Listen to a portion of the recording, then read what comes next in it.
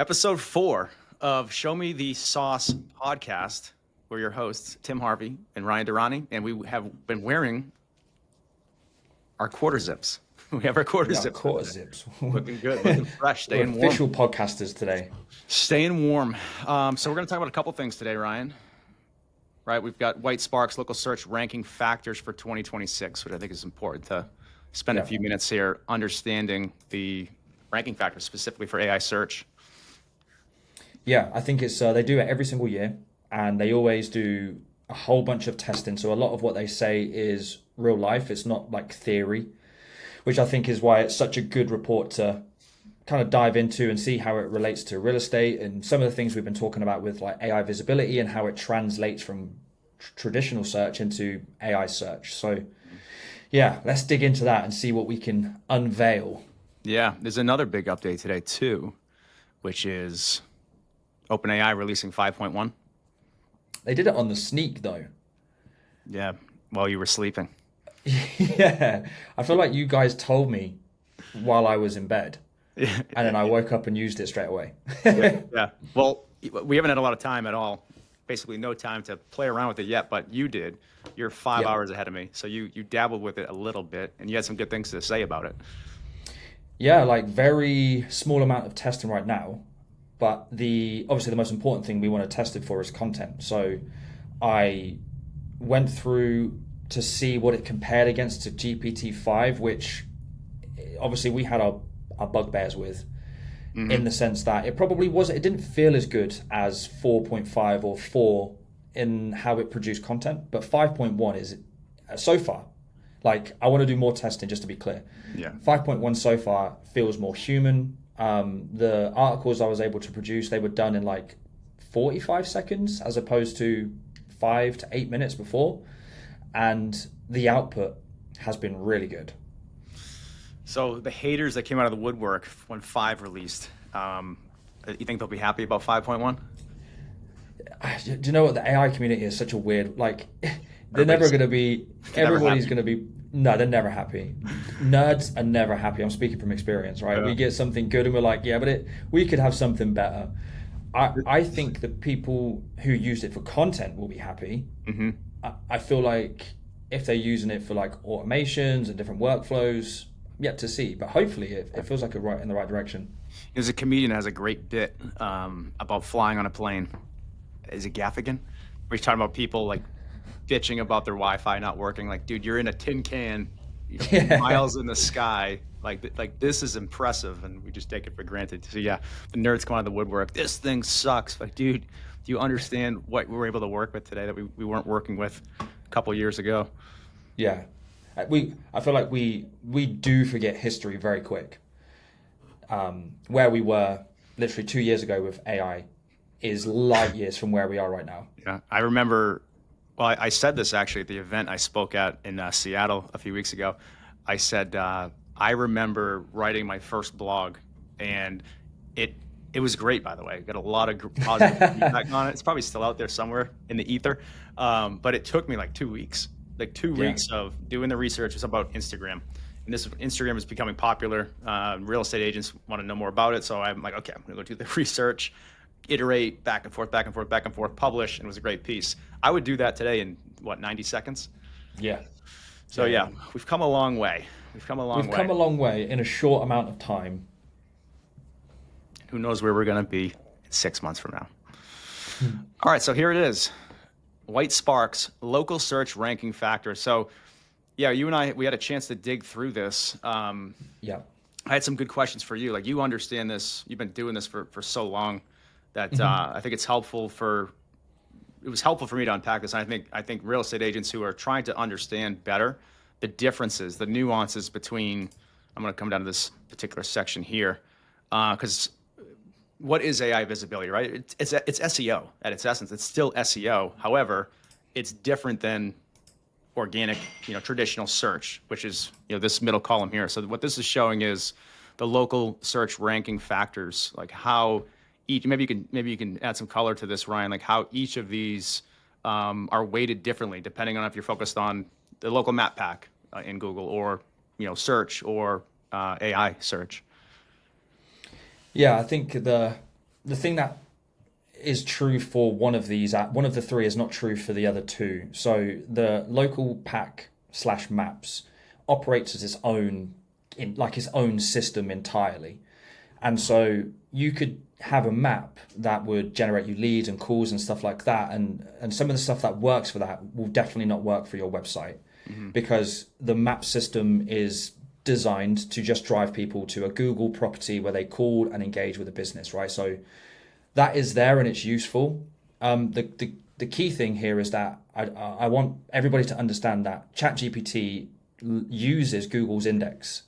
It used to be Bing. I think we saw the hype. We saw that Microsoft was feeding OpenAI all of the index, and it was helping it understand search results. That changed and has dramatically changed over the last couple of months. So traditional SEO, all of the factors that influenced SEO will inevitably influence AI visibility. And that is because of how ChatGPT now works and now, where it's pulling its data from. So the ranking factors you see for like, how could I rank in Google and AI overviews and AI mode would also impact how you rank on ChatGPT, because we saw a website earlier, I'm not going to pull it up, but it was generating something crazy like 40,000 visits a month, but zero in ChatGPT. So it had no AI visibility weight whatsoever. That's so interesting. I think the percentage of agents who invest in SEO or have been investing in traditional SEO, so few of them do I find when I ask ChatGPT, who's the best agent, or if I'm asking a general question that I know they have an answer to on their website, they are AI invisible, because the principle is just, it's not the same. And you can see here, this was my big takeaway on this graphic, is that even though AI search is saying 24% on-page signals, we scroll down in a little bit here and look at the AI search visibility factors, I think the website is number 10. Like it's hardly in the top 10. So it's far from the most important ranking factor. So yeah, you can have a ton of pages on your website. You have a ton of traffic even. You may even be having a positive return on your SEO investment, but you are potentially AI invisible because you're missing a lot of these ranking factors. You're unaware of the things you should be doing. Yeah, and it speaks to a reel you did actually last week, where just producing more pages of content just for the sake of it is not a content strategy, and will actually probably do you more harm than good. So it's a good point to call out. You just got more words on the website, I like to say. Yeah, just more words on the website. Yeah. Anything to call out here? How these are weighted differently?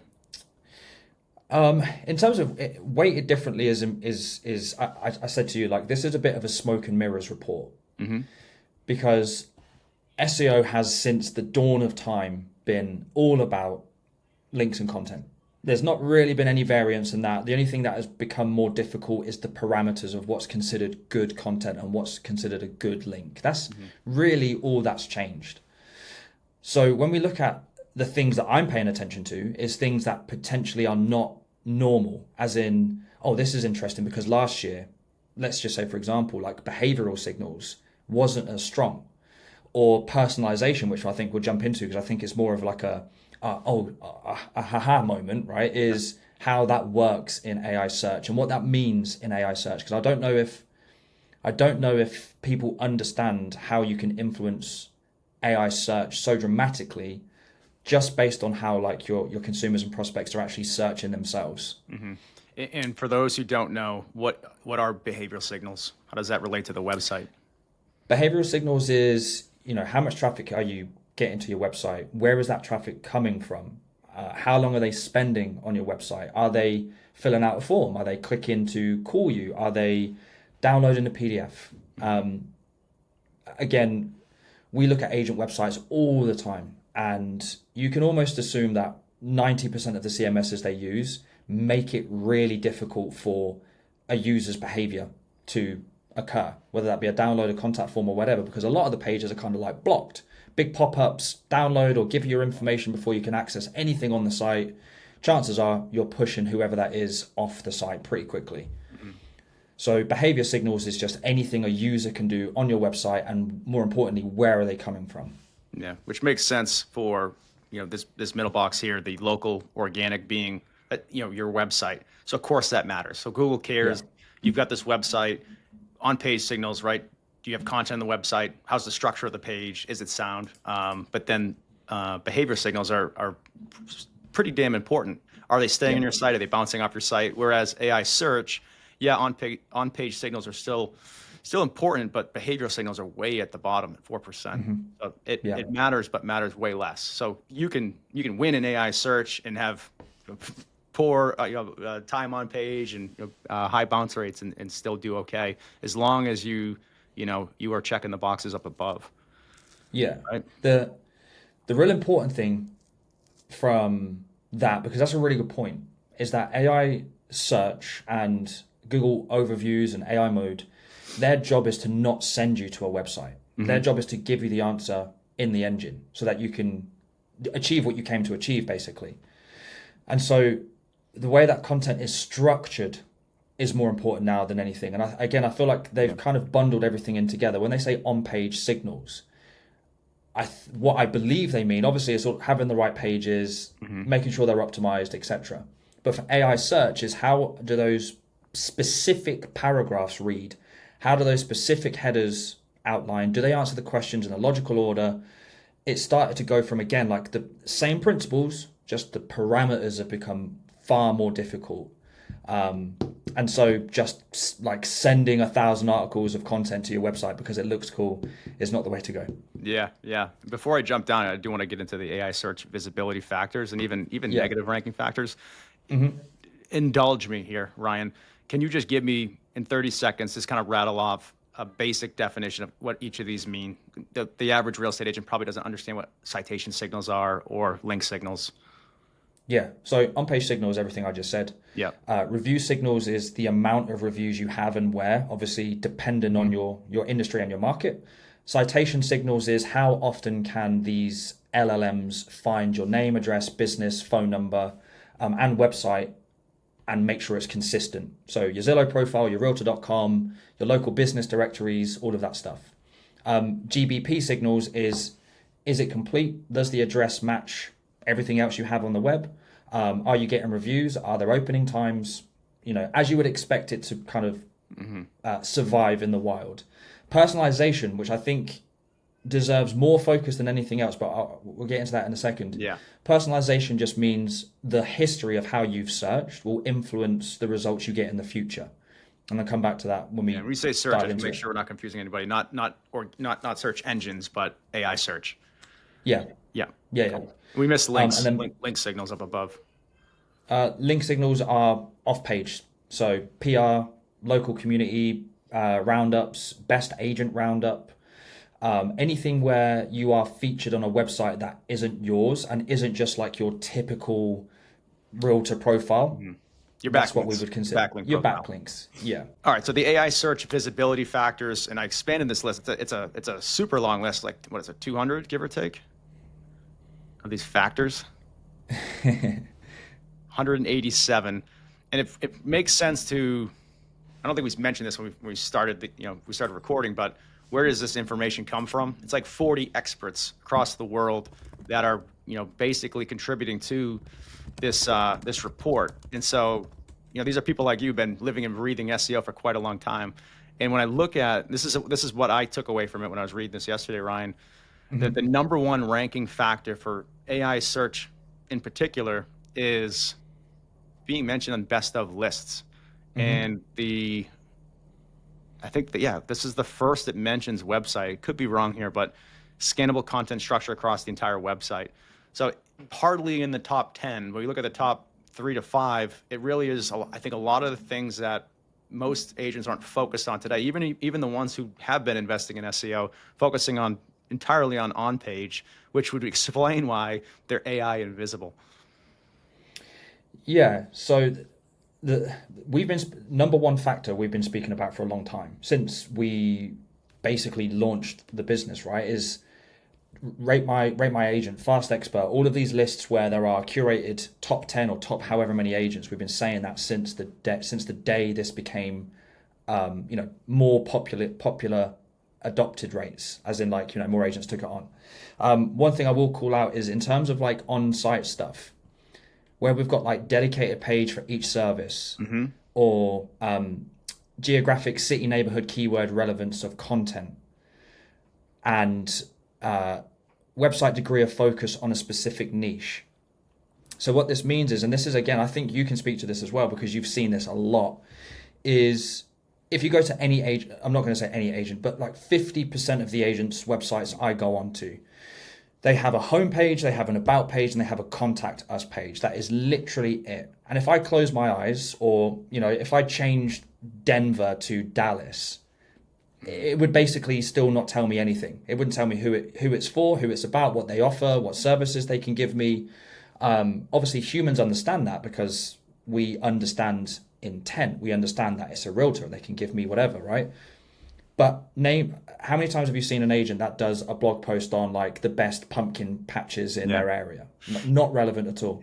Yeah, and all the real estate, not all, vast majority, I know why, right? Because real estate agents, I mean, there are a dozen, probably more than that, but a dozen prominent real estate website providers out there, all basically doing the same thing. You get a templated website.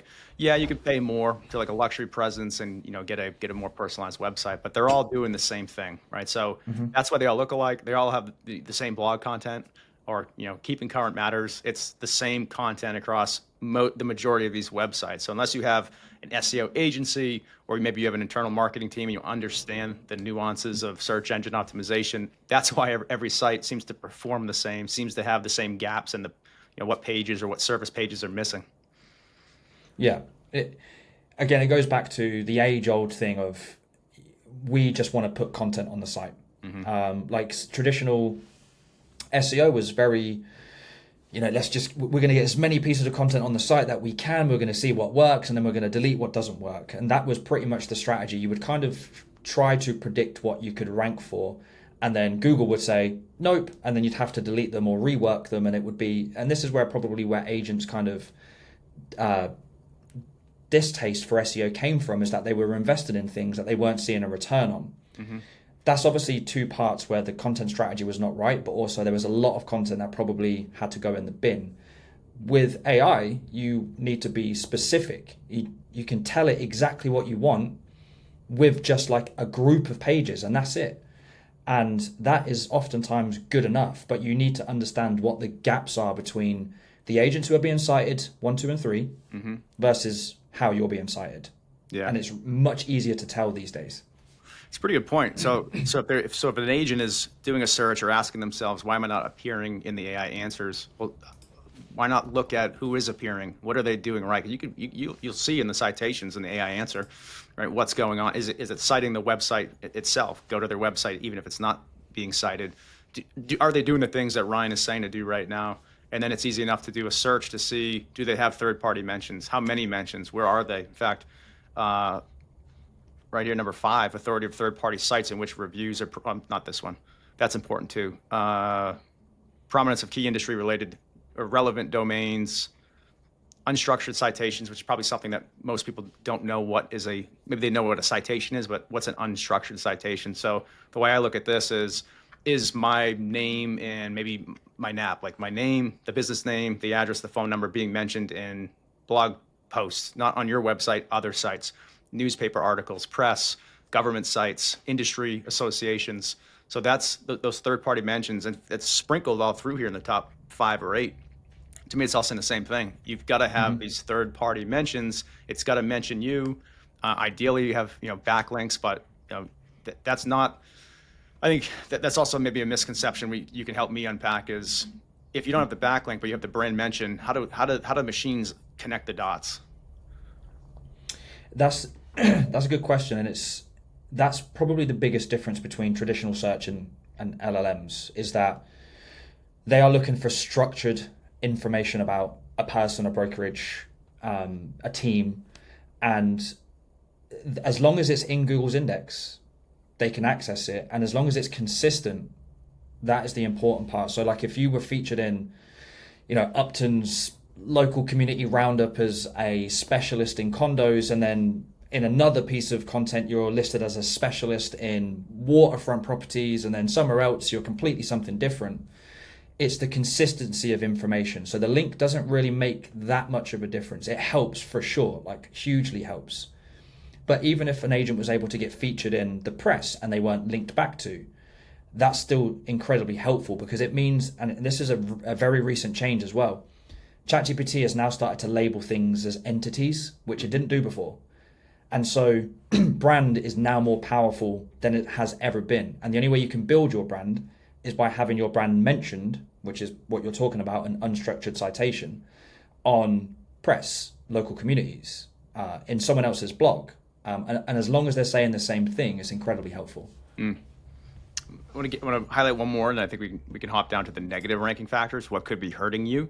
But 14, way down here, number 14, volume of quality content on the entire website. So I think this is where we have maybe a more contrarian view on, because like we were saying earlier, more pages on your website can just be more words in your website, not actually moving the needle. Again, strictly talking AI search here, but volume of content is to me, it's way down below all the other important things or more important factors. So I just want to highlight that, because I think oftentimes you think, all right, if I'm going to do well, I'm going to need to have a lot of content on my website. And the answer really is no. Like, we're not doing that. We're not doing that for ourselves on our own website. We're not doing that for agents, but we're doing the right content, and we're structuring it in the right way, and it's working really damn well. So yeah, I think you got to, and I see marketing companies today in our industry who are offering, AI generated content and blasting a site with sometimes hundreds of pages. And it's maybe it works ish, but it's the 14th factor. Like, to me, it's way down here. So if you're really trying to get in the AI answers, you've got to focus on, the top 5, top 10. You can focus on it all, but that's going to be more important. It's going to help you, and it's going to move. I think it's going to influence the models faster.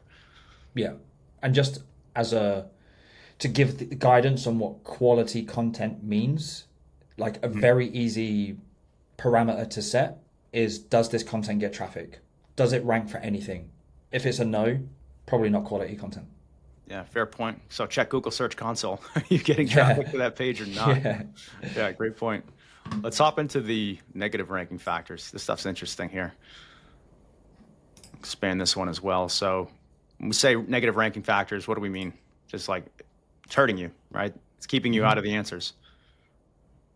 Yeah, exactly. Negative means if you've not done this thing, it's gonna you won't notice it. There won't be like a real clear reason that you're not showing up in AI visibility. It will just not show you.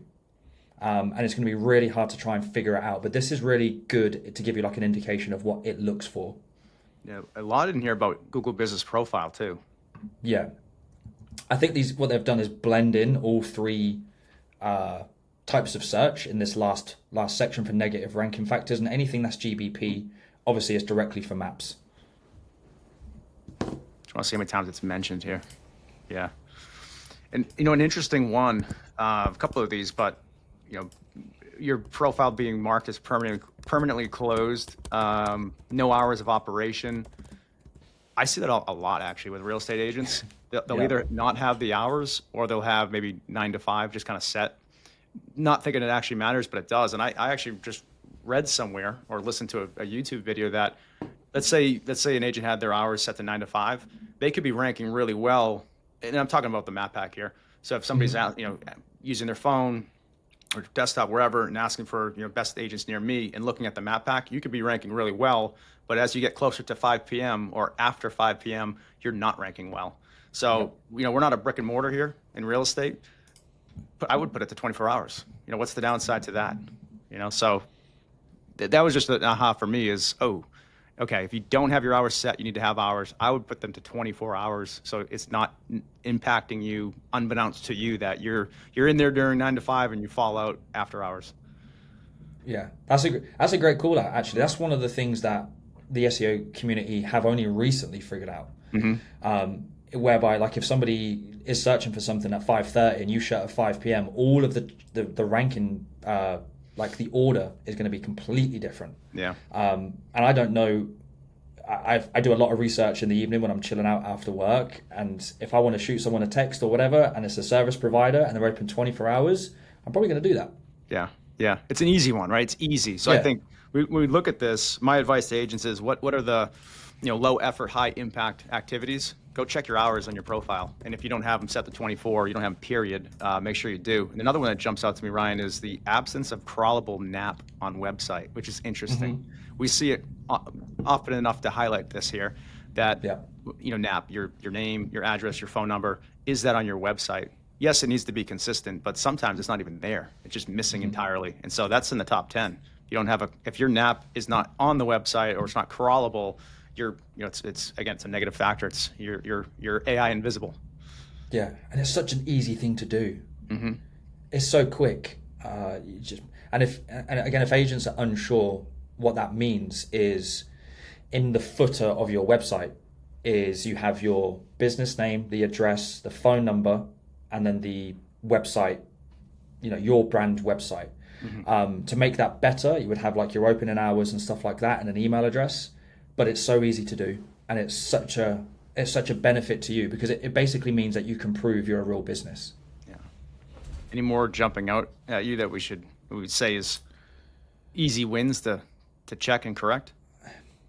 I think a lot of these are foundational things, right? A lot of the stuff that we see in these negative ranking factored lists is just stuff that should be happening anyway.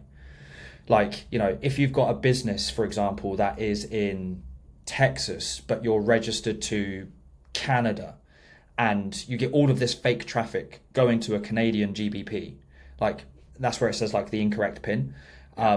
Simple things like that. You just move it. If you've moved address, update the GBP. And if you've changed phone numbers, make sure you update everything online to, kind of substantiate that. We've been speaking about this for so long, like the maintenance tasks, which are just so unbearingly boring, but make all of the difference. This happens a lot. Again, I mean, you and I together, we used to manage 150 Google Business Profile accounts for agents. And we'd see this quite a bit, that the address wouldn't be. I still see it today where I'm looking at an agent's Google Business Profile and there is no address, right? So incorrectly placed map marker is one thing, but if you don't have an address, how could you ever rank in the map pack? And then again, how that relates to your AI visibility, it's certainly a factor. This one was news to me, because we see this enough where a Google Business Profile will have a PO box, right, or a virtual office address. So that seems to be, it's further down the list, but seems to be, a factor to keep in mind if your Google Business Profile is not using a physical address, but virtual office, PO box, it could be hurting you.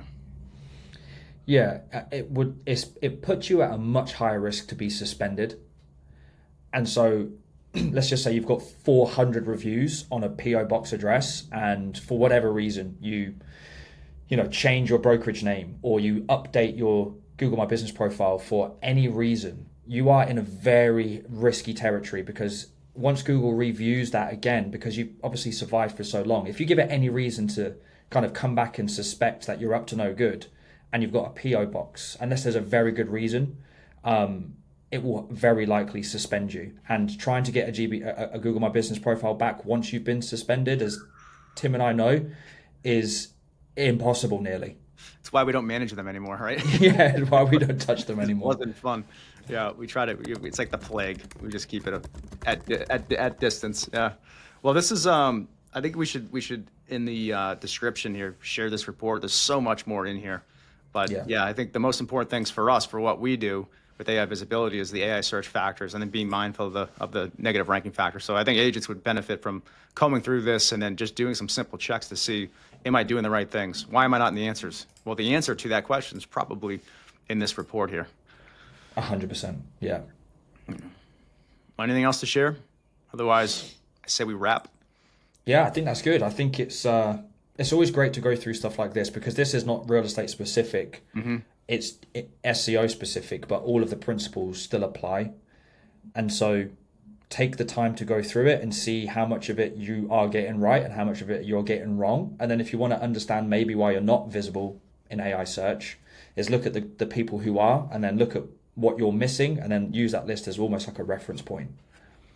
Well said. Well said. Thank you. It's the charm in the British voice. You know what you're talking about. The quarter zip. Quarter It's zip. the quarter zip. It makes me infinitely more smart. Yeah. All right. That's a wrap. Awesome.